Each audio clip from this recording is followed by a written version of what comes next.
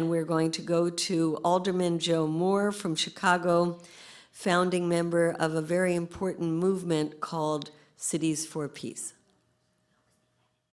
Chicago, and I was the sponsor of the resolution that the Chicago City Council passed in the days leading up to George Bush's invasion of Iraq, opposing a preemptive attack on the nation of Iraq. I did that at the prompting of a number of anti-war activists who knew me and we were friends, and they asked me to sponsor this resolution, and I was absolutely committed to doing so. Now, there were some criticism of me for doing it because they thought, well, as a member of the Chicago City Council, you should spend all your time worrying about filling potholes and making sure the garbage is picked up and the streetlights are turned on. But I had a much broader view.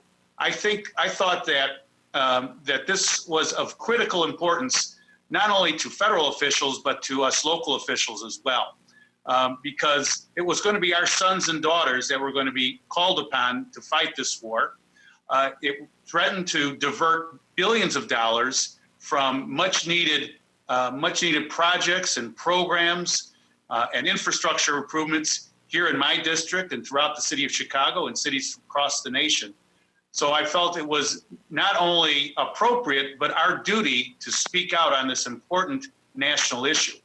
And so I was able to convince my mayor and 48 out of my 49 colleagues to sponsor the resolution and to get it passed through the city council, putting Chicago on the map as being against a preemptive invasion of the nation of Iraq.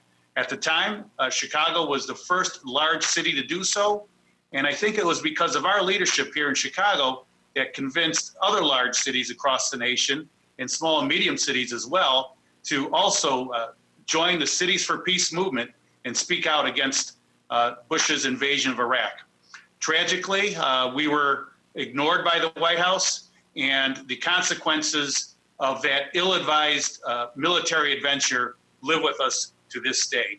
But again, we were on the right side of history, and I'm glad to have been a part of it.